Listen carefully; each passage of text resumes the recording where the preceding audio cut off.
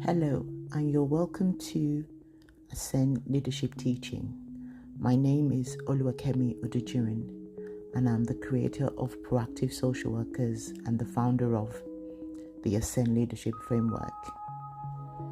We're continuing from our last teaching, which was part 1 of Why Systems Fail, Leading Change Instead of Managing Dysfunction. We're now in part 2. In part 1, we talked about the leadership blind spot, why organizations keep solving the same problem and without seeing any change.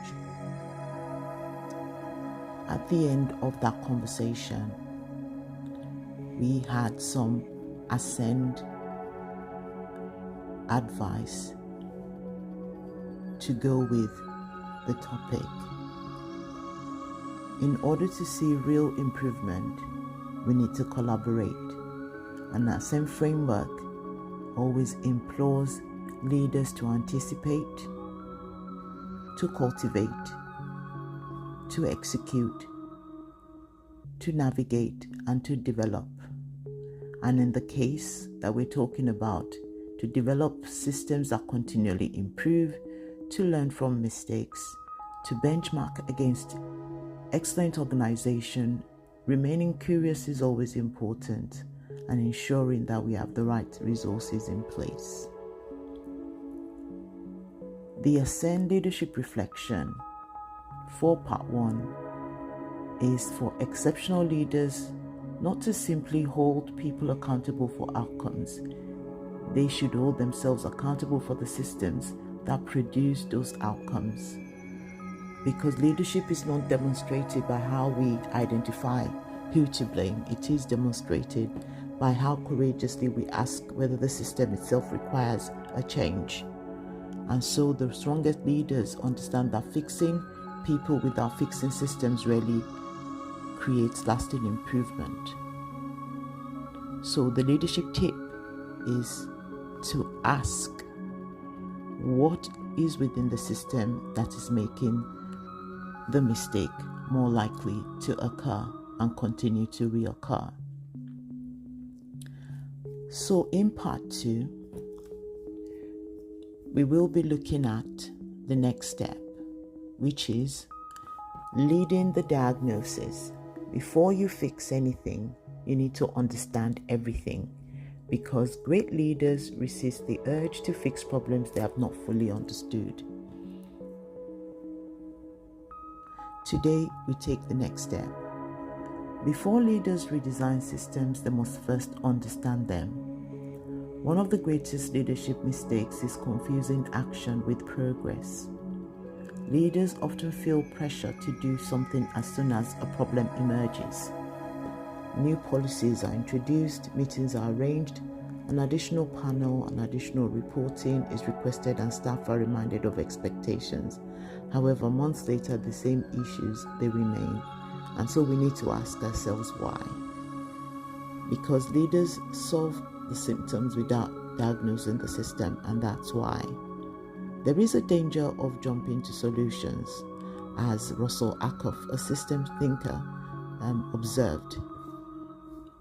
He identified that managers are not confronted with problems that are independent of each other, but with dynamic situations that consist of complex systems of changing problems, and this is just factual.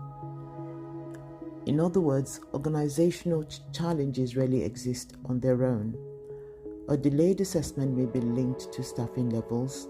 Staffing levels may be linked to recruitment. Recruitment may be linked to reputation. Reputation may be linked to leadership culture. So fixing only the delayed assessment misses the bigger picture. Great leaders understand that symptoms are clues, not conclusions. So let's look at the systems thinking perspective. Peter Senge argues that organizations are systems made up of interconnected relationships rather than isolated departments or silos. So therefore, every decision creates consequences elsewhere. So for example, a change in referral processes may increase workload for assessment teams. New reporting requirements may reduce time available for direct practice. Delay in one department may create pressure across several others. And also if there's poor communication between services, this can increase duplication and frustration.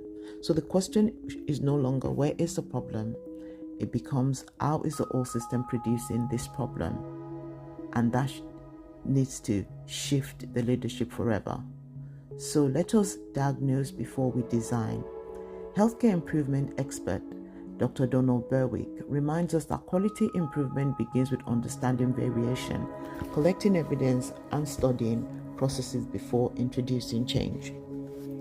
Berwick's work teaches leaders that improvement should never begin with assumptions. It should begin with curiosity, because good leaders investigate before they intervene.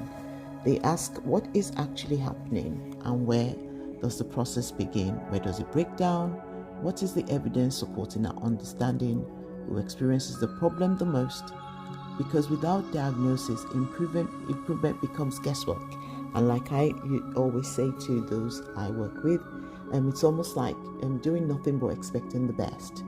And we know that we're not going to get any outcomes from doing nothing. So adaptive challenges always require adaptive leadership. Professor Donald Ifeitz distinguishes between technical problems and adaptive challenges, and we already talked about that in part 1. One example of that is introducing another form is a technical solution. Designing how teams collaborate is adaptive leadership. Adaptive leaders understand that sustainable improvement often requires changing culture, not simply changing paperwork.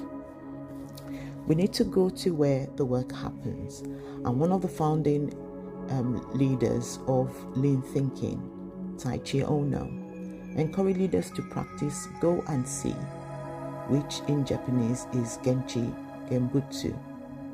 Rather than relying solely on reports, leaders should observe where it actually happens. We need to spend time with those people who are doing the work. We need to observe workflows, watch meetings, listen to the people, understand what staff do on a daily basis. In my experience, as you go higher in the leadership chain, you need to ensure you remain connected to those who are still in the other levels of leadership that you have moved on from. You need to be more of what you were before you moved higher, even as you move higher, because you need to bear that in mind, or you would lose sight and there could become significant leadership and systems problems. Those leaders who are closer to real practice get more of an accurate diagnosis, and leadership from behind the desk really reveals the whole system. It is very important to listen before we lead, and this is from the teaching of Amy Edmondson and other great leaders who understand that we need to listen to those who are feeling the pressures so that we can understand how to help to solve the problem. So the question is, as a leader, are you listening genuinely? Are you diagnosing with humility? It is vital that the whole system is mapped. Before making significant changes, Ascend encourages leaders to complete a whole system diagnostic. Ask people across 6 areas the following questions. Do staff understand their roles? Are workloads manageable?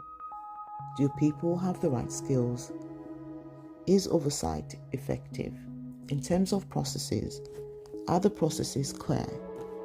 Are there steps which can be removed completely? What is communication like? Does information flow effectively? I'll continue this teaching in the next video.